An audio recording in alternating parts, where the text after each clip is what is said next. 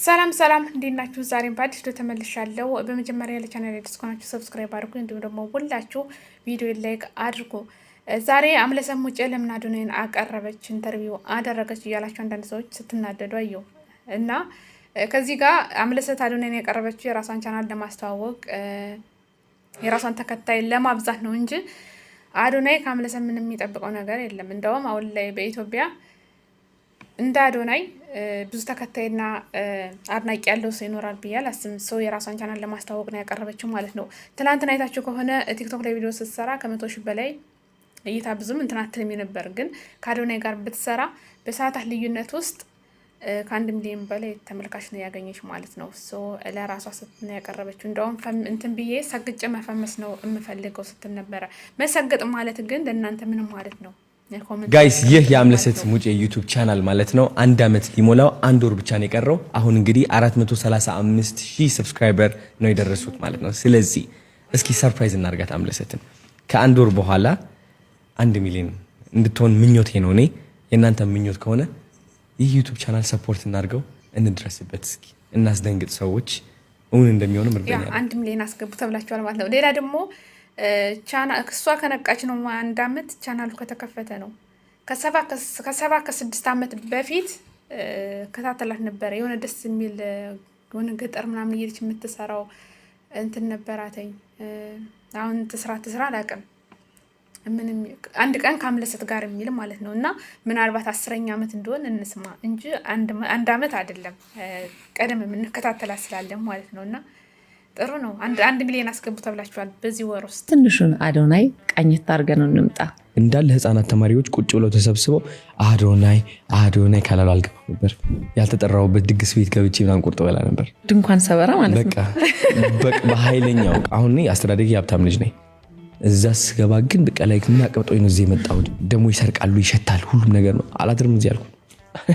መሰገጥ ማለት ያቺ ውስጥ ያለችው ድምፅ መስማት ነው። የበታችነት ስሜት ይሰማኛል። ሰዎችን እፈራለሁ፣ አፍራለሁ፣ መናገር አልችል። ሁላችንም በሀገር ደረጃ የተጠቃንበት ነገር ነው። ከየት ነው የመጣው አላቅም። ማን ነው እንደዚህ እየተጫወተብን ያለው? አንተ ኑር ሳይሆን እኔ ልኑርልህ የሚባሉ አይነቶች። ከነዚህ ስሜቶች የምንደበቅበት መንገድ ምንድን ነው? የፖርን አለ፣ የሱስ አለ፣ የዊድ ሌላ ሴጣን መልኩን ቀይሮ ከዛ 4 ሰዓት የ30 ሰከንድ ቪዲዮ አውጥተው ለቀቋት። ሀገር ሙሉ አያት።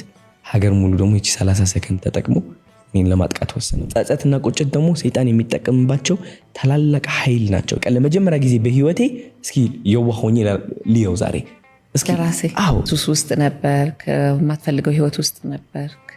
እንደው ከዚህ ህይወት ውስጥ ሙሉ ለሙሉ የወጣበትን ቅጽበት ራሴን ማጥፋት የፈለኩባት ቀን። ሰው አስደሳችነቴም ይሞታል። ከዚህ በላይ ደግሞ ምንም የለም። አንዳንዴ ግን የሆነ ቁጭ ብለሽ አስበሽበት አታውቂም? ሁሉም ሰው ቢጠላኝ ብገላገል እግዚአብሔርን አይደለ ቢጠላኝ ሁሉም ሰው ቢያረግ ዝም ብሎ አዶናይ እንደሚፈልገው ሆናለ። ከማንም ሰው ፍቅር አልጠብቅ፣ ይሁን አድንቆት አልጠብቅ፣ ጭብጨባ አልጠብቅ። ቢጠሉኝ፣ ቢተርቡኝ፣ ቢወዱኝ ምንም ለኔ።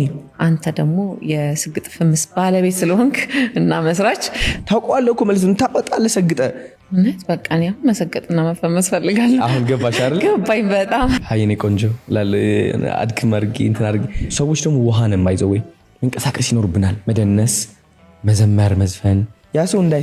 ከዚህ ጋር አዶናይ አንዳንዴ ሳይሆን አብዛኛውን ጊዜ ጥሩ ነገር በተለይ ኢንተርቪው ምናምን ሲደረግ እስከ መጨረሻው የምታዩ ከሆነ በደንብ ጥሩ የሚናገራቸው ነገሮች የገባው ነገር ብዙ ነገር አለ ማለት ነው።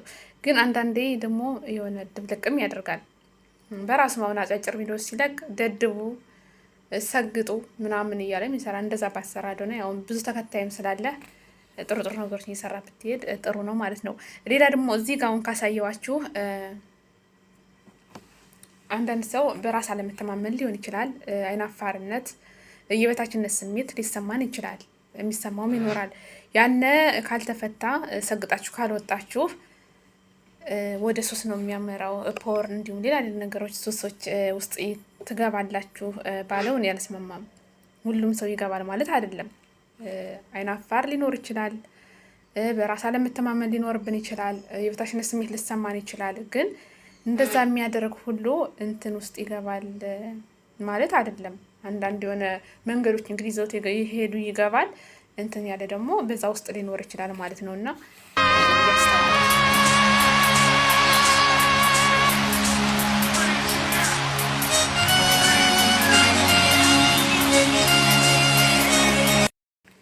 ኢትዮጵያ ውስጥ ግን አንዳንድ አንጋፋ አርቲስቶች በጣም አርት ውስጥ የቆዩ ሰዎች ምናምን ለምንድን ነው በጣም ህይወታቸው የማይቀየር? እኔ ጥያቄ ይሆንብኛል። አሁን የአባት በጣም ብዙ ፊልሞች ጋር ብዙ በጣም የቆየ ምናምን ነው። እኔ ከማቅ ጀምሮ ብዙ ፊልሞችን አቅለታለሁ ምናምን እና ለምንድን ነው ለነገሩ ወይ የፖለቲካ ወይ ደግሞ ከሆነ ነገር መግባት አለባችሁ መሰለኝ ሆነ እንትን ለማድረግ ያው እዛም ውስጥም ስላልሆነ እንደዚህ በነፃነት የሚንቀሳቀሰው እና አዶናይ ያው ብዙ ጥሩ ነገሮች ይሰራል። ለዚህ አባት ደግሞ አሰባስቦ መኪና ለመግዛት እንትን ብለዋለኝ። እንግዲህ ኢትዮጵያ ውስጥ እንትን ብላችሁ የኢትዮጵያ ሕዝብ እንግዲህ ተሰባስባችሁ ለዚህ አባት እንትን ብሉ ማለት ነው።